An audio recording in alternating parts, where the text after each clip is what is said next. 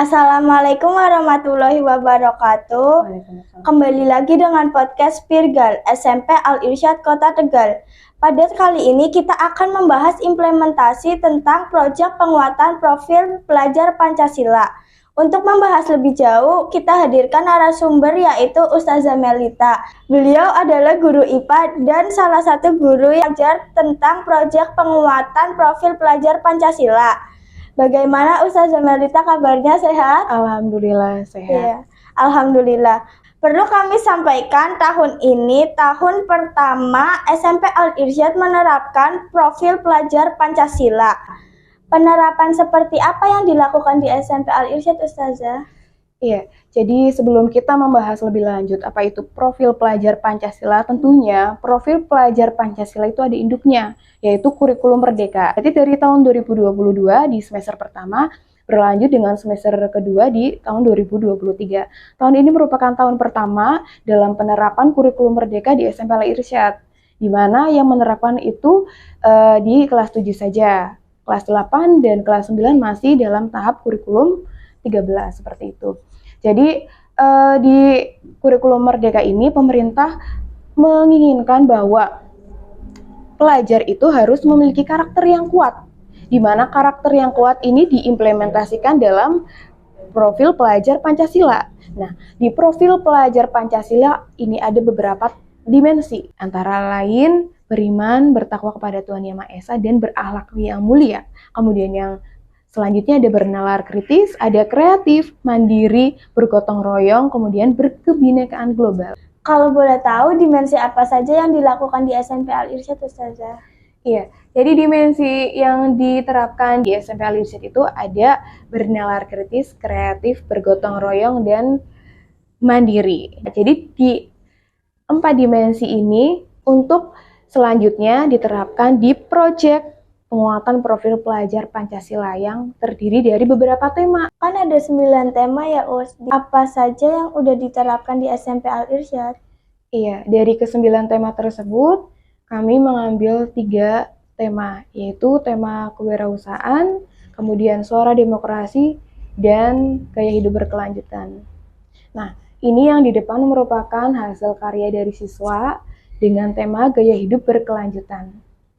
Jadi, dalam penerapannya pada proyek penguatan profil pelajar Pancasila ini, nantinya siswa itu diharapkan bisa menerapkan dari pembelajarannya untuk kehidupan, begitu.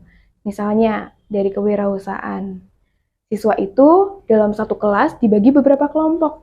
Nah, kelompok tersebut nanti dibebaskan ide apa yang akan diberikan, kemudian dari ini gaya hidup berkelanjutan juga sama. Untuk pemanfaatan dalam kehidupan sehari-hari, ini memanfaatkan bahan-bahan bekas untuk dimanfaatkan di kehidupan nyata seperti itu. Adapun suara demokrasi juga sama. Bagaimana pelajar itu bisa berdemokrasi? Seperti yang kita tahu, mungkin demokrasi pahamnya hanya orang dewasa seperti itu ya. Tapi pelajar juga diharapkan paham akan pentingnya demokrasi. Misalnya adalah di yang paling kecil nih, misalnya yaitu pemilihan ketua kelas. Pemilihan ketua kelas merupakan salah satu contoh dari suara demokrasi yang ada di sekolah. Adapun pemilihan ketua OSIS dan yang lain-lainnya, seperti itu. Nah, di kewirausahaan, yang tema kedua itu kewirausahaan, nantinya siswa yang dibagi beberapa kelompok itu diminta untuk makanan atau minuman itu dijual.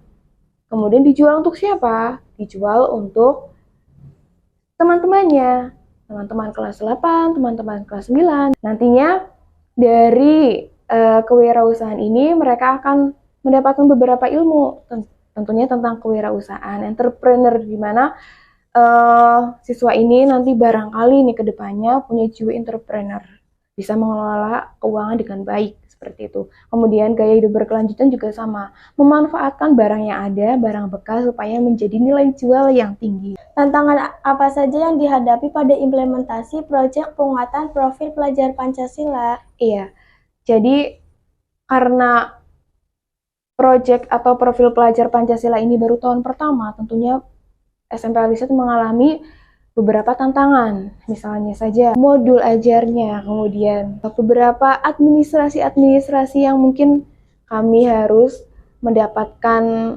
pencerahan lagi atau mendapatkan ilmu lagi dari yang lebih memahami atau sekolah yang sudah menerapkan kurikulum Merdeka tahun sebelumnya. Tantangan juga ada di siswa itu sendiri, seperti itu, di mana siswa ini mungkin sebelumnya kurang memahami apa sih yang dimaksud profil pelajar Pancasila dan bagaimana penerapannya. Harapan dari profil pelajar Pancasila itu apa aja ya, Us?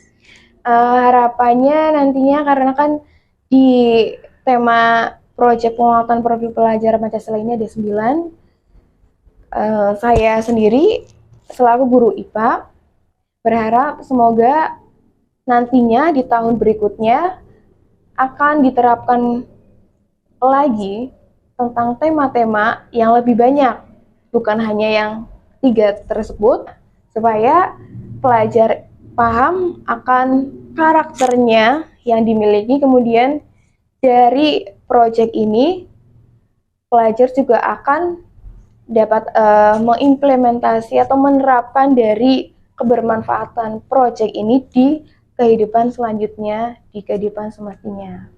Demikian pembahasan tentang implementasi proyek penguatan profil pelajar Pancasila. Wassalamualaikum warahmatullahi wabarakatuh.